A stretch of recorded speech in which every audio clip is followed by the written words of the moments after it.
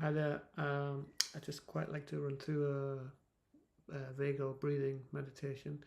I run this for my Instagram followers on Wednesday, and it seemed to go down really well. So I thought I'd hop on here and also test out my new Mac and new microphone and bits and bobs. So why don't we jump in? Make yourself comfortable. You can do this sitting on a chair as I am, or you can um, lie on the floor, which I often recommend lying on the floor because it gives you the most support and you can really let go. So if you're lying on the floor, maybe have your knees bent and your feet planted.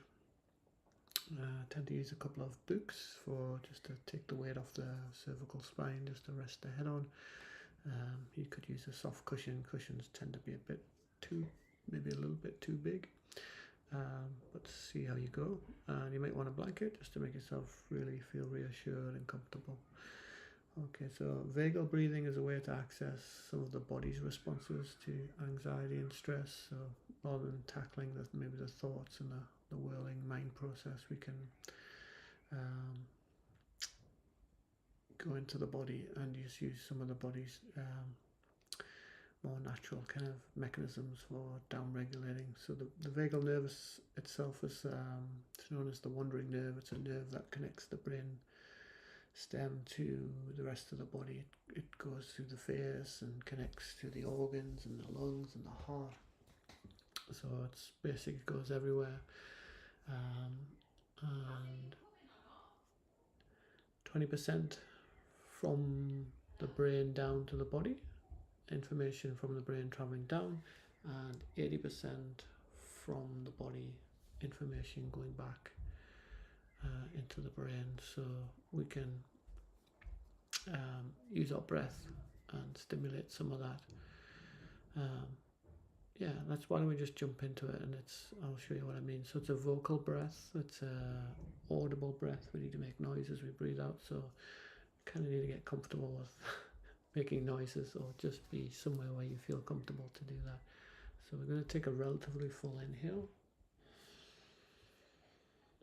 and on the exhale we're just going to kind of sigh it out. I'm going to start my timer, so we'll start our meditation 7 minutes. So we're going to take a relatively full inhale and then letting go, audible exhale. So it doesn't really matter what the noise is on the exhales, well, as long as we're making some noise. It could be a yawn, so you could try that. A fairly decent inhale, and then sometimes we fake a few yawns, and then you'll find actually a few kind of automatic natural yawns will kind of kick in. That's a good sign that you're down regulating. So that fairly mid to full inhale.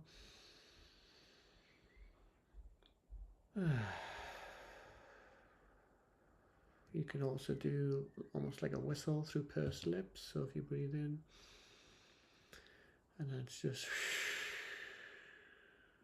that's kind of the natural sound we make when there's like a near miss and we go phew, it's that sort of sound we all make. So these are natural responses in the body that we're tapping into. So you could yawn and you could do that pursed whistle. You could also hum, which is what we do in our yoga practice. So the yogis have been doing this, and they've had some understanding of this for a long time. So we call it kind of buzzy breath in yoga, or Brahmari. It's a ha.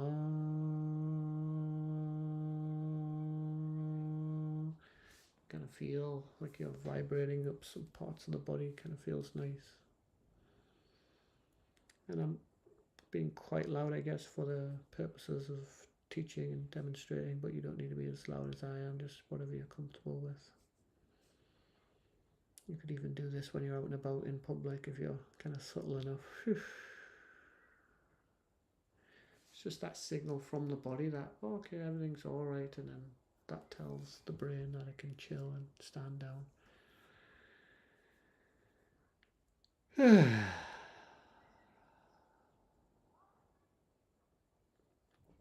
So it's kind of the brain picking up the internal weather systems, if you like, of the body. So what the internal weather is doing, getting a weather forecast. So a nice way to frame it.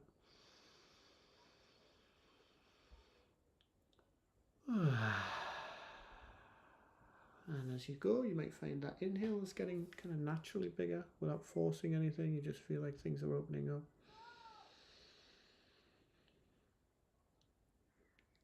And that was kind of me yawning kind of naturally. I am feeling tired. Once we start doing this stuff, your body's natural tiredness. If you've been stressed for a long time, the chances are that you're pretty tired anyway, wired and tired. So if you start yawning and you feel sleepy, that's just you tuning into your body. That's a good sign. And if you fall asleep in a meditation, that's just what your body needs. So about 6 minutes in, we'll do another 30 seconds or so of that deep breath and audible vocal exhalation.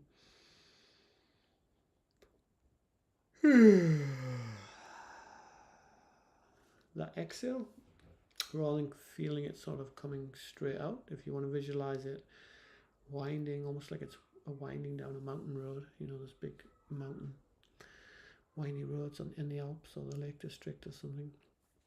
Just imagine that exhale taking the longest path down the mountain. It's a nice visualization.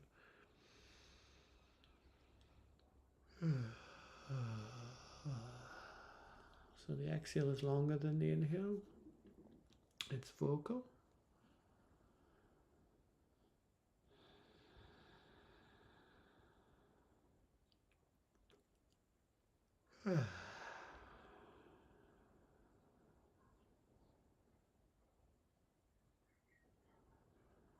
It can make you feel a bit spacey because we're getting more oxygen because we're breathing a little bit deeper, so that's okay. Just relax into that if you can.